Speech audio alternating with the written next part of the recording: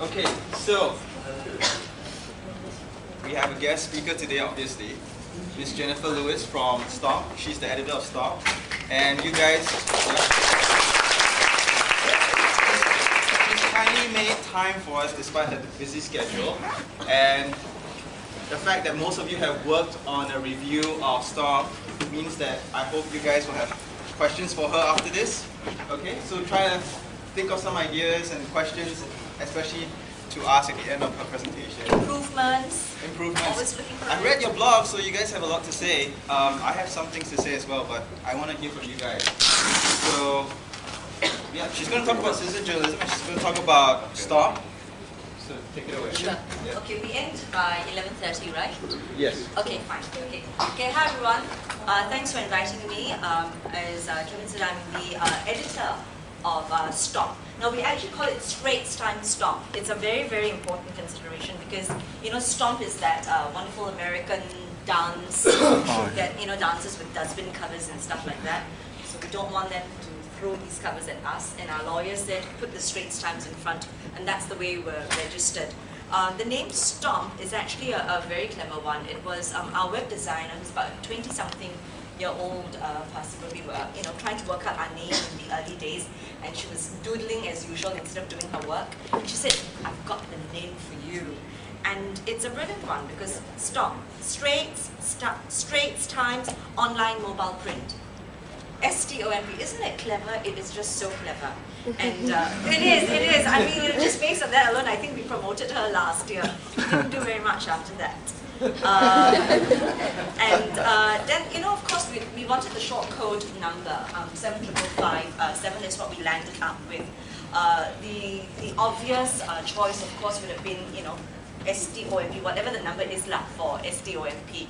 And we had gone to the various telcos because we wanted to work with all three, Singtel, M1, StarHub, and all that.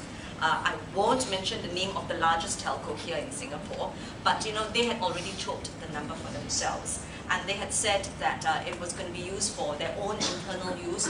And so, you know, while we could get the number with some of the smaller telcos, the largest telco in Singapore, whose name will remain silent, you know, and a mystery, said no, they need it for themselves. So we said, okay, so be it then. And so we looked at a slew of numbers, and we picked 75557 as an easy one to remember.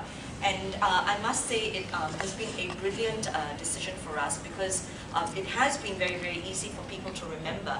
And, you know, so I'll focus, I mean, I know you've done a review on Stomp, and I'll be really interested to hear all that you have to say, because ostensibly Stomp is started for you know, people like you, those 15 to 35 who are sort of reading the Straits Times, maybe sort of not reading the Straits Times, but you know, who are the future of the Straits Times in whatever form it is. I mean, right now it's a 162-year-old newspaper, but 10 years from now, 20 years from now, the brand name, the Straits Times, as a provider of information, may sit in a totally different medium, or a hybrid of mediums, or you know, in nowhere at all. And by then I would have retired, so whatever. You know, we decided on this number, and like I said, it has worked for us, especially in our citizen journalism segment. And we call it Singapore Scene for Stomp. Now, citizen journalism, as many understand it, and you know, if you Google it, Wiki it, and whatever, it is really, of course, one person's perspective on what happened at a particular event. If there was an election, you know, what was that one man's perspective or one woman's perspective? If there was an accident, if there was whatever event. As it is in Singapore, we don't quite see it happening yet. I must say that when we introduced that whole concept of citizen journalism in Singapore, and for people to you know, interact with the Straits Times through the short code, the 75557, you know, because they can SMS us, or MMS us, of course, or email us. We were hoping for them to give their perspective on certain things. And we found that very, very quickly, many people living in Singapore, and mainly Singaporeans, really just wanted to tell us about what was going on. And then they wanted us to call them back.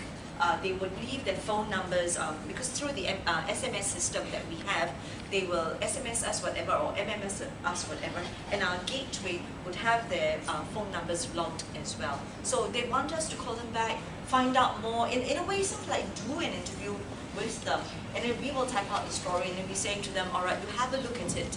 We've written it up already, have a look at it. Is this true to how you feel, what you saw, and your own perspective on things? And if there's anything that you want to adjust, here's my number, call me back. And it has gone on that way, and a few academics whom I spoke to, because STOMP, I think as a phenomenon in Singapore is quite an important one. So we've become the subject of study by Institute of Policy Studies and stuff like that.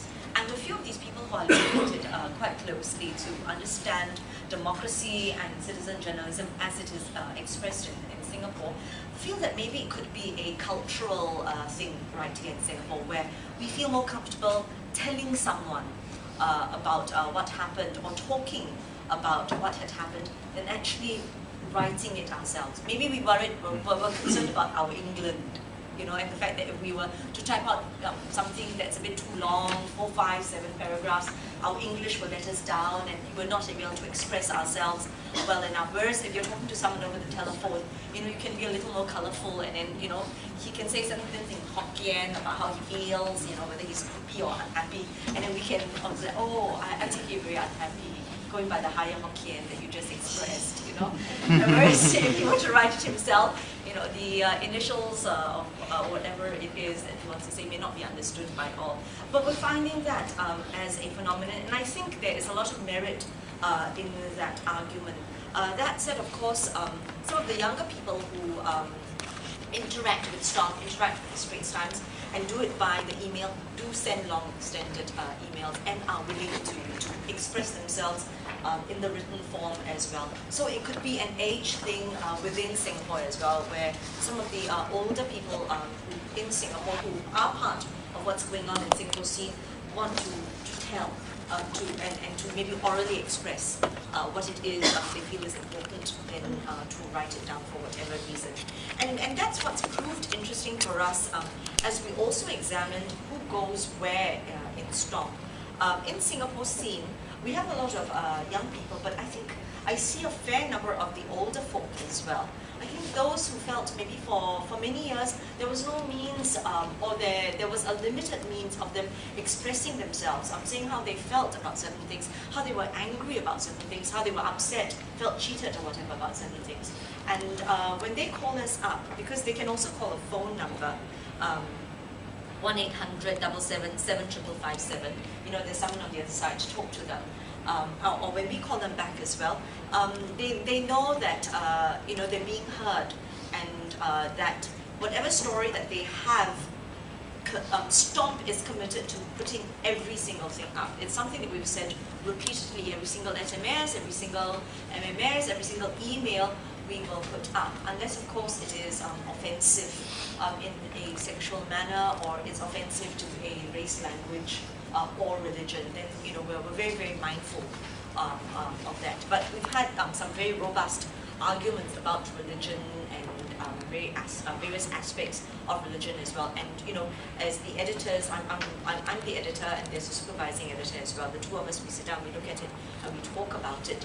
We let it go because it's important for Singapore to also engage in a discussion on religion and race. But when it descends into name calling, flaming, personal attacks, boom, that's where we go in and then we delete, we take it out, and we're very, very, very adamant that the person who started the flaming and those who took part, we ban them. And then they'll call us up and say, why did you ban me? And we say, hey, hello, this is what you did. If you want to come back onto the forum again or any of the comments, you behave yourself. You take part in the discussion. And I must say that's what we are also seeing when we look at the comments that come in. There's the story, right, which we have spoken to, whoever who contributed the story to us. But there are also the comments which come on after a story. Or this one's one comment. I could have looked for a better example, but pretend there are 10 comments, all right, and not one. Essentially, what we have found is that Singaporeans in very many cases, and maybe it could be worldwide, but in very many cases, the first two comments are focused on the issue, related to what the major complaint is, but it very quickly descends into personal name-calling. And I wonder about us. I wonder if that's our way of argument, whether that's how we think we can win an argument, a discussion, or to make a point. And I've seen it so many times that I am quite willing to state as a sociological fact that many Singaporeans feel that name-calling is a legitimate form of argument. And for us in Stomp, maybe it's a slightly holier than thou attitude that we're taking. But the moment we see that, we take it out. Because we want to be part of that change and to be part of that movement where many people understand that to discuss, to argue, to make a point is to tackle the issue. Yes, be robust about it, but go for the jugular, go for the issue. Don't go for the person. And if it's something that Stomp can be a part of in changing, I'll be very proud of the work that we're doing. But right now, I and a team of editors and senior content producers, we constantly have to go into the comment section of Singapore Scene.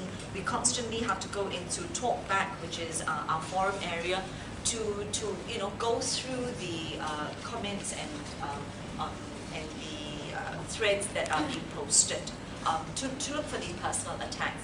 What has been, I think, what I'm grateful for and has been worthwhile for us is the fact that the community, the Stomp community, whoever he or she maybe as members, they regularly contact us when they see that some comment or some posting has gone, just downhill.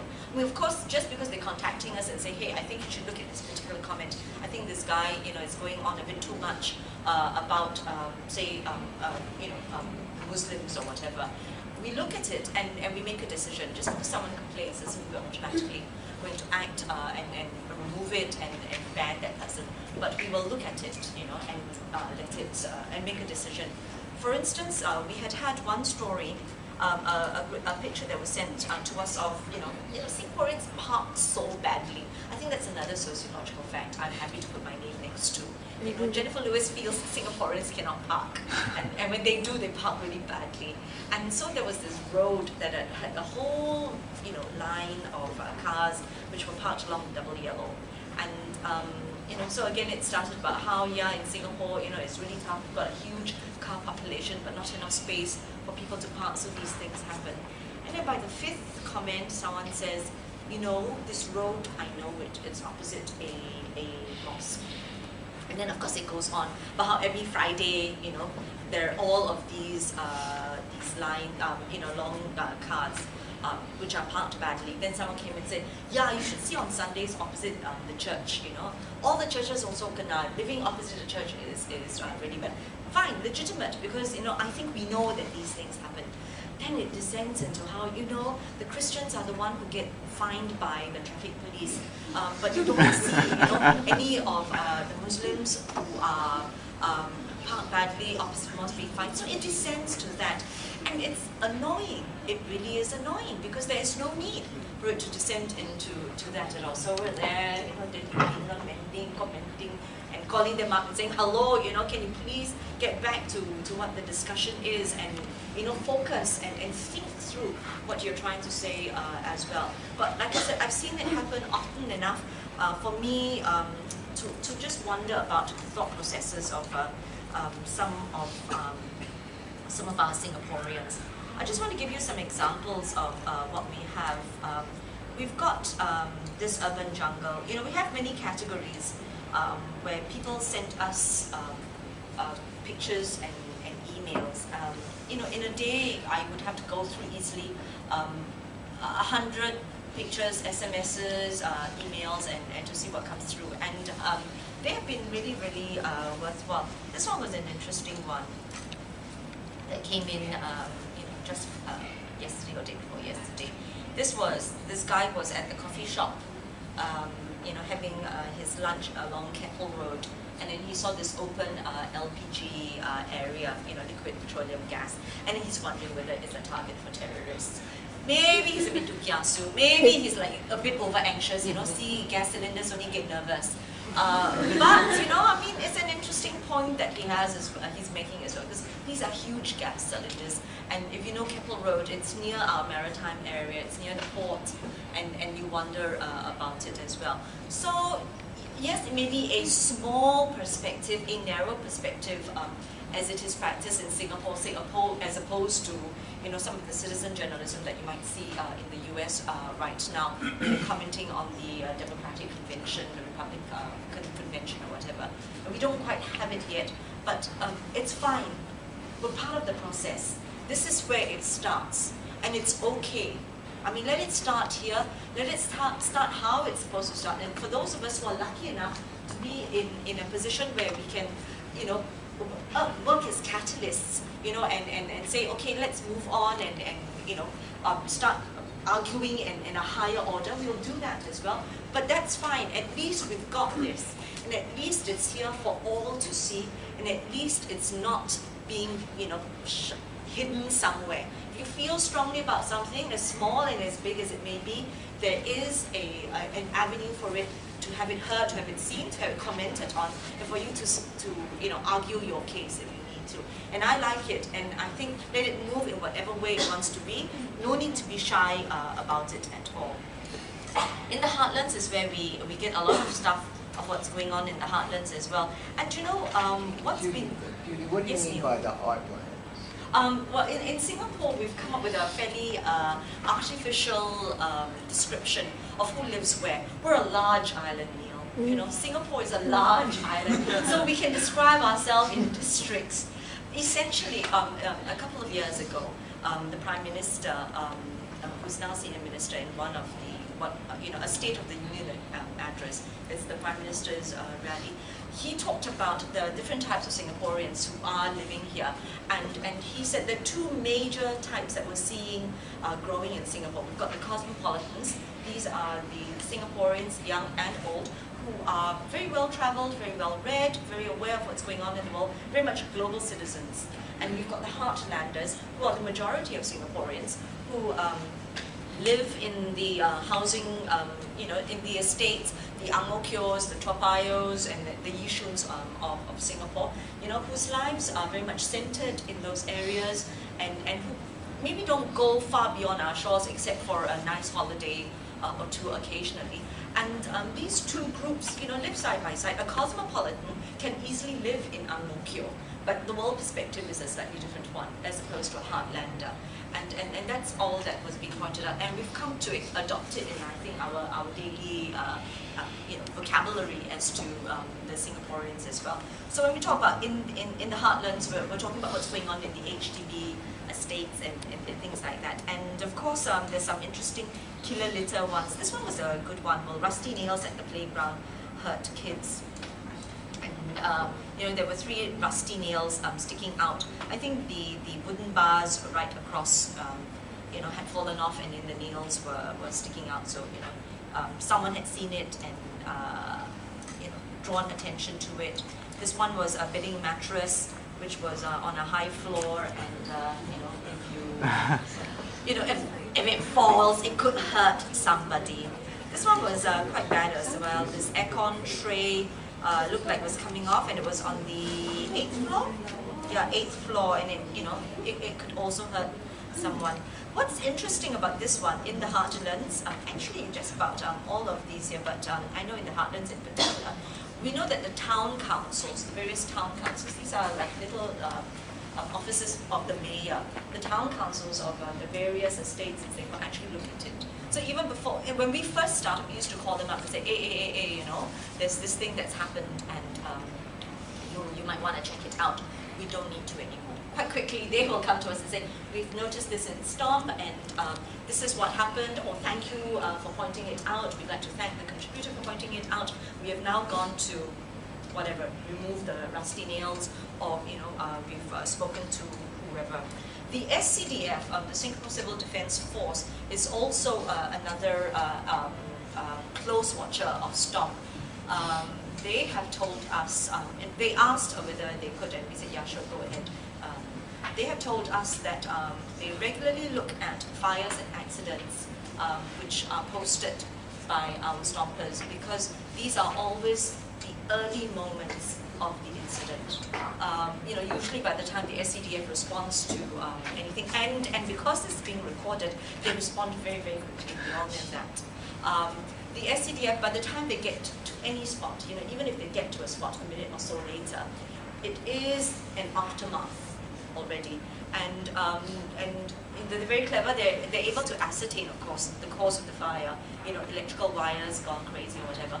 But they feel that the pictures which the stompers take as soon as an accident happens or as soon as the fire happens, you know, really helps them cut short that whole process as well. So they've asked for permission to look at our pictures more closely, and we said you can do whatever you want to because it's on the net, and you know, if they want to zoom in or if they want to contact whoever, that's when we say we will ask that particular stomper whose contact we have, are you willing to talk to the SCDF to be interviewed to give more information?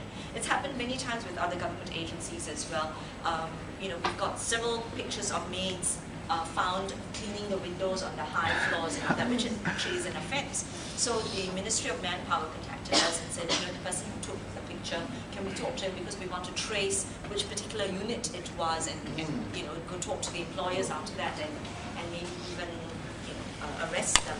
And but we're very mindful of our sources as well. As much as we have their names and we put their names up, we say we will give your contact to the person who gave us the contribution, and we will encourage him, because, you know, in the whole interest of civic consciousness, it's a good thing to you know, really stop someone from having their maid clean the window and be on the ledge on the 9th floor. But it's up to them in the end. It is up to them in the end. A major event, and I think I mentioned this to Kevin when we were at a conference together. You know, when the tremors happened some time ago, you know, it was essentially stomp that many people turned to. Can I spell tremors correctly? There's an R. Tremors, right? Not Timor. So sorry. Tremors. Many people turned to us to actually get actually first to record what was going on. The first tremor happened at about 11:48 a.m. On a Tuesday morning, if I'm correct. And the SMS, was it a Tuesday morning? But it was around that time, was it 11 something a.m. And we had an SMS. This one wasn't an MMS, an SMS coming from a young chappie, a Bishan ITE student. Maybe it's not his story. And it was within seconds of it happening. But he said, I feel an earthquake in Bishan. I mean, he wouldn't have known it was a tremor. You know, for him it was an earthquake. And you know, which is you know, fine. And so look at that. You know, there were tremors hit Singapore. Tremors hit all parts of Singapore. Island-wide evacuation measures. All this was up within a day. In fact, it was up within 2 hours or so. That within the first 2 hours of it happening was when we had the flood of pictures and SMSs. And you know, we've had tremors before in Singapore, but you know, when we experienced it previously, it was like maybe Pasir Ris felt it, and Pasir Ris and Bedok and Marine Parade felt it. We feel it only in the east or only in the northern area. You know, it was like in either or. It was, I think, for many of us in journalism, at least, you know, for those of us who are reporters, it was the first time in living memory that it was island-wide, but we didn't know. Right? We wouldn't have known at all that it was island-wide. I mean, we felt it in Toa Payoh, and we thought, oh, you know, what's that? And then, yeah, someone said, oh, it must be tremors in Toa Payoh, because Toa Payoh is one of those areas that is prone. But as the pictures and the SMSs and some emails started coming in, but mostly SMSs and MMSs, we realized it was far larger. It was happening in more places than you know, just 1 or 2 spots. And the reporters on the ground, so for the Straits Times, for the print reporters on the ground, it was an excellent resource in how they would do their story. Because if it's just another tremor, as much as you're a bit worried about it at that time, We've had tremors before. Yes, we would have reported it. It would be a story in the home pages, maybe home 4 or what, to say, you know, tremors were felt in Bedok, and then, you know, people rushed down because they were worried. But because this was really island-wide, they deployed more people as well. So within our own processes in the print newsroom, it made a difference in helping us understand the magnitude of the story. And we understood it a whole lot faster than if we had called out the police and say, did you know, right, that there are tremors? And say, yeah, there are. You know, how far is it? I mean, you know, which places are affected? And usually the police will say, you know, let me check, because they need to get the individual reports from the various commanding stations, the Bedok station, the Jurong station, the Central station, right? Then it all comes into one central area. I mean, of course, they have the means to do it very, very quickly. But, you know, police don't really like talking to journalists. So let me check first, that sort of thing. But with our system, immediately, the whole newsroom understood that this was happening in far more places than what we had were ever aware of before. And so we would deal with the story. The print newsroom would deal with the story a lot differently than we do. And for us, of course, in Stomp, we knew that we had to get all these pictures up very, very quickly. Because, okay, 1148 was when the first tremor here in St. Croix felt. But by 1155, there was a thread in Talkback. And, you know, someone had just put, what's happening? You know, it was just there, what's happening? But people understood. People understood. And then someone said, you know, tremors, you know, I feel it in Bedok. Then someone's also added on, I'm in Raffles Place, we're being asked to be evacuated. And just looking at those threads, so you go look for it, go search for it, you'll see that, again, you know, it was Tuas that was coming in, and whoever was going through that thread, for one, knew he was not alone, you know, in feeling the giddiness, and that, you know, there was this thing happening. So it's an interesting stage, I think, for Stomp as well, because when we first started our site and introduced 75557, it was really ostensibly for the Straits Times, you know, a venerable established newspaper that was at that point 161 years old, to interact with the readers, you know, to have some kind of mind space, so that, you know, as the readers progressed and grew up and grew different, we grew along with them. But I feel that we're taking a slightly different role as well, where we've become, in some ways, a lightning rod, a rallying point, where people automatically, you know, refer to, turn to, and react with in a moment of a national or collective, you know, collective moment. And the 75557 has made it easy for us to do that. So I've given a very cursory, I mean, it's a huge site, and I don't want to go through the whole thing because I'm mindful it's only an hour, and you all have done a lot of research as well. And I'd be, you know, thrilled if you could share some of your findings and your observations with me. So, you know, if there are any questions or comments, please. Any questions? Don't feel shy. You don't have to use your real name. I'm going to start the ball rolling, but I expect some of you to ask after me. One of the things that I've read out of all the collection of blogs, is that one of the main trusts they have is that the Stomp site might be a little too messy, as in there's too many things happening. Even though there's that number there, which makes life so much easier to send information, is there a reason why there's so many categories for the news site? I think fair enough. What we are doing right now is, hang on, and this is in Singapore Scene, right? All those categories over there. What we're doing right now is owning space. You know, at the end of it, you know, Stomp is being set up as also an endeavor for the Straits Times to occupy space 160 years from now, you know, to be relevant. And in whatever manner Stomp can occupy that space and grow the market for our newspaper or for our brand, the Straits Times, we're going to do it. So okay. It's all there. Although I must say, when we first started, I don't know how far back into the history of Stomp we've been. When we first started, we didn't have these categories. We had called it snapshots. Let's see, I'm trying to go into one minute where you might be able to see We had called it Snapshots. And when we called it Snapshots, it was just one item piled onto another. So when we first started, you know, if 10 stories came in, you know, I just put it one on top of the other, and you know, whichever one was done first would be the one right at the bottom and all. But we felt there was a need to categorize because people were just not able, for some reason I can't remember how to get to it. People were just not able, people were just not able to follow what was going on. So we felt at least if we had some order in the madness. And in some ways, you know now that if you're looking for Singaporeans who just can't park, you go to Motoring Gundus. You know, it's there, it's all there. You don't have to look for it in the heartlands or in the urban jungle. I mean, if they parked badly in Orchard Road, do we put it in urban jungle? If they parked badly in Ang Mo Kio, do we put it in the heartlands? No, so, you know, we said, let's have Motoring Gundus. And there were enough examples for us to start a category for it. Ugly commuters, Singapore Sotongs.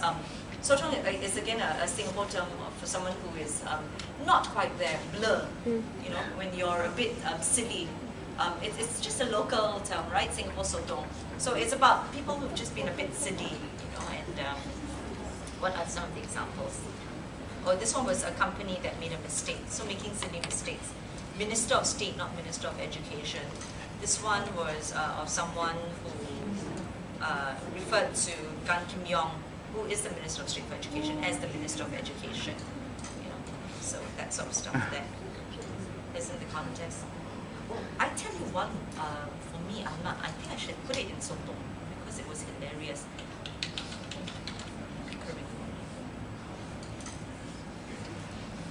This was the LTA. What on earth is this? Have you seen it? It's ridiculous.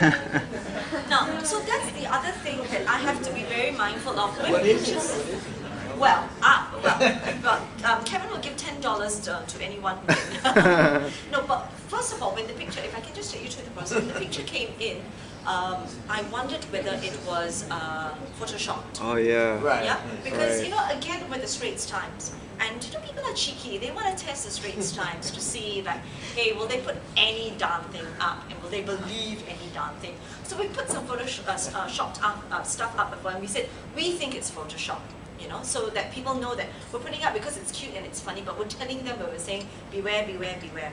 But this one, I was thinking, it's got to be photoshopped. It didn't look like a real thing. And I printed it out. I took it to a major meeting in the morning with all the editors of the newspaper, and I said, can anyone please tell me what this is? And these are the best brains in the Straits Times. All of it is it. I've seen it before, I don't know what it is.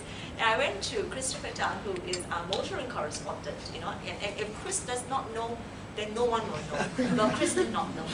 So I said, oh my goodness, you know, it must be photoshopped. But I called the person who sent, and the person sounded really sincere. You know, I've been a journalist long enough. I've been a journalist long enough to you know, to be able to suss people out as well. So I did the next best thing, and we had this wonderful asset in the Stomp newsroom called The Intern. I printed it out. I said, here's some money, take the MRT. I'm not giving you taxi money. So, you know, go to where they said it was, which was Upper Pickering Road, you know, near Chinatown there. And take a photo, take a camera as well.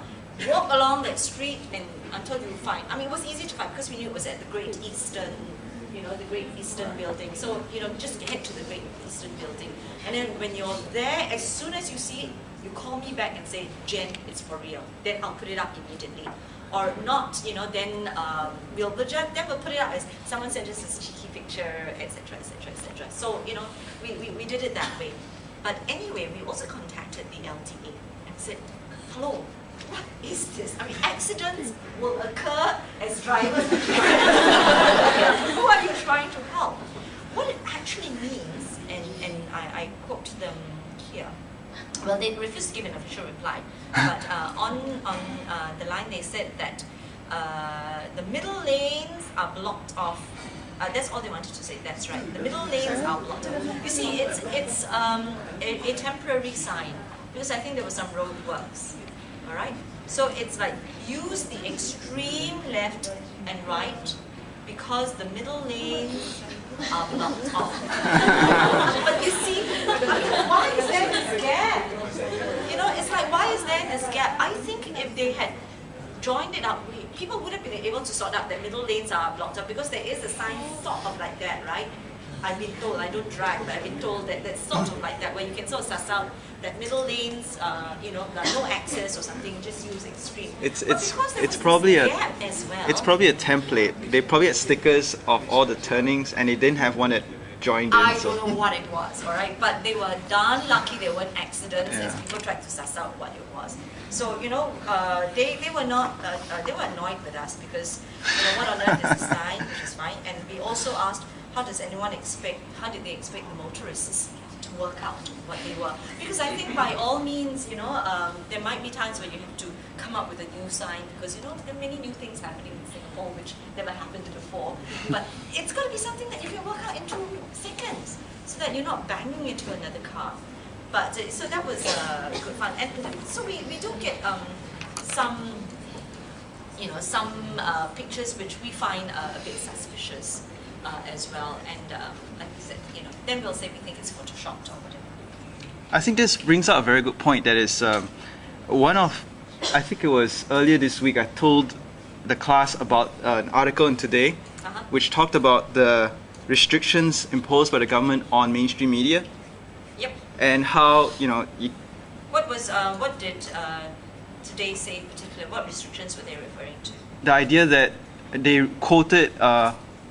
Was it Lee Kuan Yew on how the media isn't supposed to watch the government?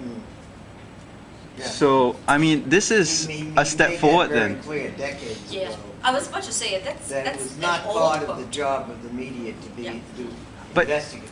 this is the problem that we're also facing. That is, for example, the Mr. Brown incident in the Today column. Even though he was sort of like reprimanded by a government official. But he was fired let go by the editor, right? Yeah. And the call is that people are sort of blaming the government for being too hard on him, but it was the editor that made the decision. Interesting point. I know exactly what you mean. You know, I think for any of us, you know, I've had, you know, to answer for certain things as well, and expect it. You know, if you're robust in something, expect a robust response from the government, and if you believe in what you know you are doing, then you respond back as well. So yes, it should have been at that. But you know, Today had its own editorial policy, and I cannot speak on behalf of Today, but it's worth asking them about it, why they felt the need to do so. Because on our end, you know, I think if you just carry on. I think this is the problem. That is, there are some traditional journalists who still think that the maxim that Lee Kuan Yew gave still stays. That's right. So they take it upon themselves to decide that, okay, we better let you go then. Absolutely. So Absolutely. How about Stomp? Do you have your own? I think if you maybe point your students' attention to a recent interview or speech that Vivian Balakrishnan gave at the Foreign Correspondents Association. He is the second minister, or no, he is the MICA minister, right? So he talks about new media and all that. And he said, with new media, corruption in the government would be shown up just like that. That's true. So it's the opposite end of the argument. Because that's what new media does. There will be someone who talks about it. It may start off innocuously in a thread for pets, as has happened before, you know, where people, for those I think who got arrested for the racist comments, it came out of a pet Forum. So Yes. it may start off somewhere, but you know, if certain things have a certain cachet about it, there's a growing momentum, and he embraces it. No one embraces everything about the media. I mean, even for those of us in Stomp, there has to be a limit to certain things, you know. And we're at the stage now where we're talking about issues of privacy, what can be done, what can't be done, how much do you believe, how much don't you believe, should you even give credence to someone who doesn't give his real name, age, and occupation. You know, all those things are being discussed as they should. And these are discussions which take place in primary school, if you ask me, because these are the kids who are growing up with this medium much more than anyone. So, you know, I've got teenagers for children. My son's 20, so he's a lost cause already. But my daughter, who is 15, you know, every now and then, you know, we will look at certain things and say, do you believe this? Why do you believe it? Why don't you believe it? And why won't you believe it? Or why do you even believe it? And we've got to talk about it every single time, because for them, they're not reading the newspapers. They're not watching television news, which for a long time have been the beacons of truth. At least in you know, as those of us growing up understand it, but not for these young people. So they've got all these, you know, things coming at them with no way of working out what's real and what's not, what's, you know, to be ignored and what's to be laughed at, and what's to be deleted. So the education's got to take place in primary schools. Yeah. You guys have any questions? Yep. Among the whole website, right? I wonder which part is the most popular for example, because I do some background research for the website. I saw that Singapore Sim, Talkback, and Stormcat. Yep, absolutely. Three more You looked at what, Alexa? Yeah. Yeah, But that's right. That's why I say, for me, right, when the first time I saw the website, it says so many things. So in any way, we can customize the front page based on user. You are absolutely right. I mean, I think as we develop, you'll find that there will be a narrowing of what are the best things on stock. But we're in a stage now where we started last year in June, so we're not even a year old, where we're trying out everything. Trying this out, trying that out, to see what works and what doesn't work. You know, what will fly, what won't fly, because it's so new, there are no models for us at all. Every single model that we've come up with, every single idea that we've come up with, yes, some of it we have seen and appropriated from, you know, websites in other parts of the world, but so many of the ideas are those that we just talked about, you know, 10 minutes ago. So we're trying to come up with all of these new ideas ourselves. So we've got to put it out there, see what works, see what doesn't work, and then let fly. I mean, I'll give you one example. MMS Sing, I will confidently say we're the only ones in the world who have done this. I went to an international conference, and some colleagues as well, to other international conferences, and people were excited by it, and I'm quite sure they'll pick up the idea. But it started in Singapore. And what is MMS Sing? It is, you know, first of all, it's a darn clever name, MMS Sing. Where, where, you know, with your mobile, you either record yourself, you know, you record yourself, or a friend records you singing. And then we had a competition, and it was really good. Yeah, well, I think the part that we realized we were wrong was talent. It wasn't necessarily talent. This is so funny. I think he couldn't afford a beanie, so, you know, we had so many entries, and who would have thought there was a new idea where, you know, we're sitting down thinking about it, and it turned out to be a brilliant idea. So it's something that we're going to do every year now, and you know, going by the gleam in some of the foreign executives, newspaper executives' eyes, I know it's going to be in some other countries elsewhere in the world, because it's a brilliant idea. So we're at that stage now, where we're trying out all kinds of things. So yes, it looks like we're all over the place and everywhere, because we're all trying to work out together what works, what doesn't, where this is headed, where this will take us.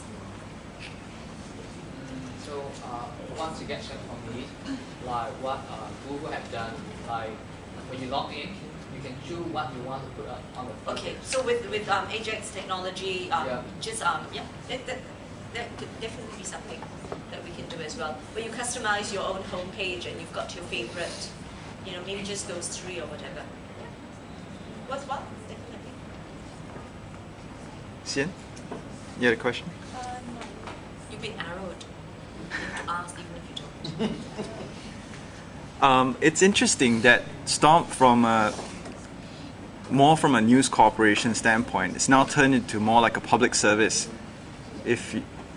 Are we heading that direction? Because one of the things is that the government has been trying to reach out to citizens, and I'm actually quite amazed that some of my civil servant friends, I won't call it civil servants, but it sounds like a very derogatory name, but people in the civil service, they have been telling me about how the government has been opening up. In fact, they have a directory online, I blogged about it, where you can, let's say you have a problem with a road and traffic's moving too fast. You want someone to build a hump there. If you go to this particular government directory, you can look up a particular street and find out who's in charge of that street, and actually call that person and suggest that. It's SLA that introduced it, Singapore Land Authority. Right, That's what and all the different government agencies are in there. So it could be anything from mosquitoes, health, education, got anything to talk about. There's this directory, you can plug in anything. I have to look it up and try and show it to class. But it's quite amazing because one of my friends actually found that he's a conservationist, and he found that a lot of visitors who were trying to go to this particular nature reserve had trouble because that street at Kranji had a lot of cement mixers going really high speed. So he called LTA using that system, and within 1 week, there was a hump, and he says that that hump is mine. Yeah. So Exactly. I mean, they are definitely using it a lot. We've got one as well, where someone had sent in, you know, an overhead bridge, a picture of an overhead bridge that was really, you know, overgrown, and within a day and a half, it was cleaned up. So, you know, and that was the headline, Stomper, you did this. You made it clean. And of course, there's some illegal stuff which were taken away as well. So Stomper, you were also responsible. No, but are we a public service? I mean, that's not how we started out, as I said. I mean, the whole idea was for us to interact with our readers. But yes, there seems to be a call coming from the community for us to at least be a rallying point when something significant happens. So it's a role that we will take seriously and grow into it as well. But public service is a big term, so I'm not quite sure whether we are going to public service. Okay. Yes, Steve? In other countries, United States, in the city of New York, or there would be tens of thousands of ways that citizens could speak up and so forth and so forth. Would STOMP, as I'm understanding it this morning, be one of the major ways that things are brought to the attention of government, and government is brought attention to people and things Absolutely. like this? Because as I said, you know, there are obviously just an infinite number of ways. In New York, everybody has an opinion. And if you get 12 people, you have 14 opinions. And people have opinions even if not asked. And if asked, forget it. So what I'm wondering is, does STOMP, as I sort of play the role of a great multiplicity of possible openings in other places? I think you're absolutely right. I think it's a role that seems to be one that we are going into.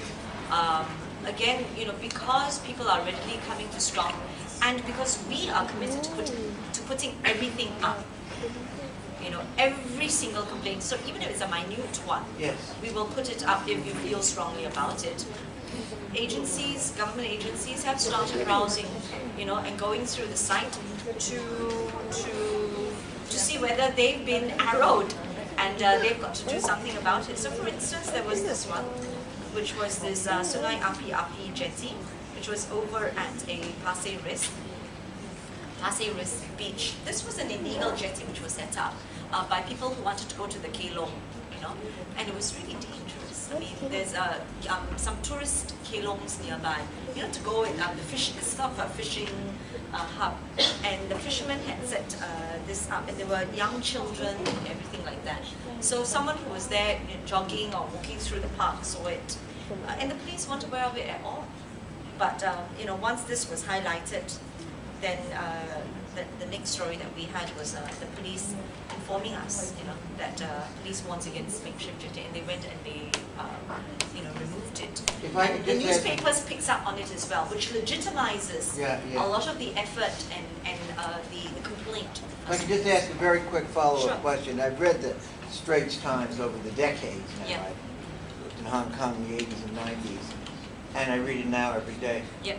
It is a remarkable newspaper, very accurate and wonderful stories about this.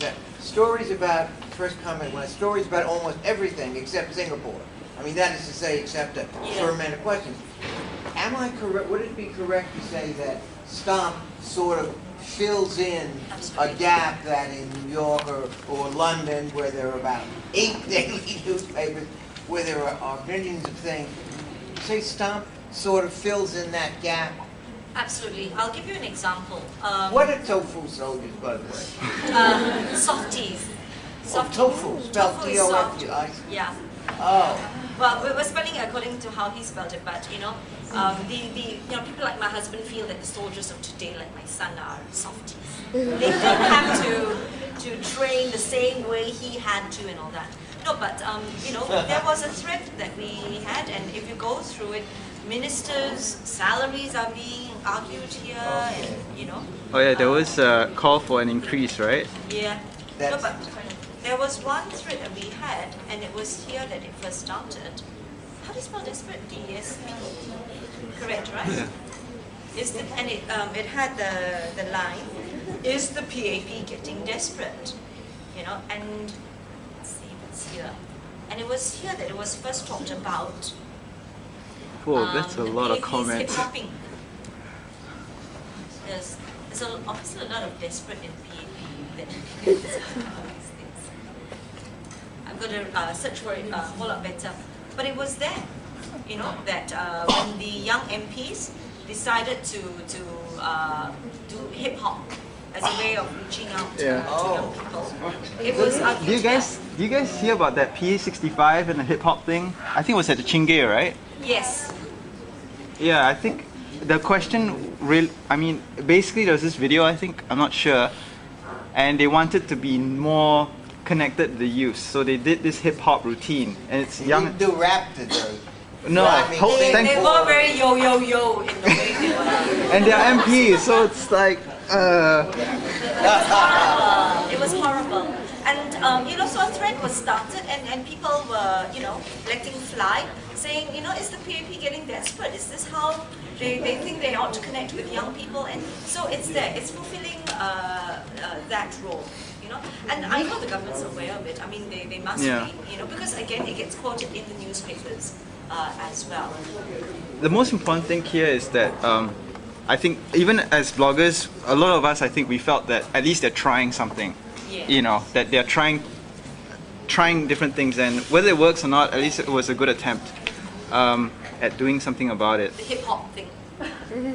They did a few other things. They tried blogging as well, and that was the P65 blog. If you guys go look it up, it was pretty bad at first, but I think they learned from their lessons, so it's pretty interesting. But I still hope they never become hip hop. Yeah.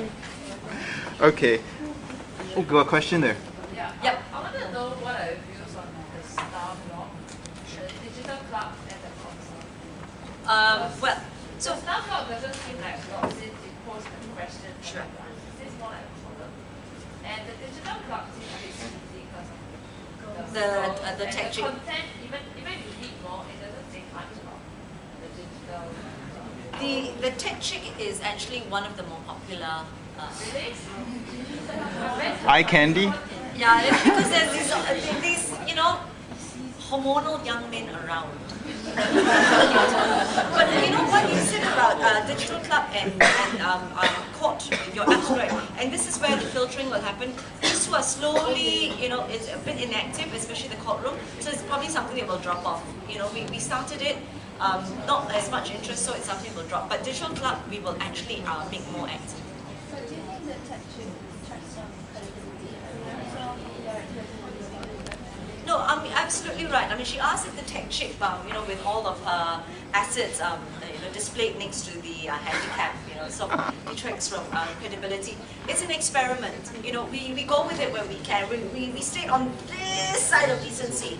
I mean, I think anything more and our license can be taken away as well. So let's see where it went, and it was actually very, very popular, and it might be made into a little booklet as well. Other than issue on how to say to decide popularity of the popularity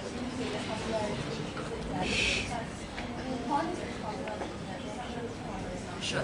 She, the point that she makes is, why do I keep citing popularity all the time as a valid reason for why we're doing something?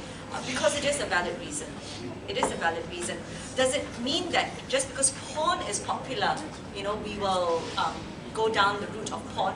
No, because popularity has moral popularity and immoral popularity, and we're staying on the right side of it as well. Like I said, I mean, if Tech Chick were topless, I think there'd be even more hits on our site. We know that the most popular sites are gambling sites and porn sites, but you know.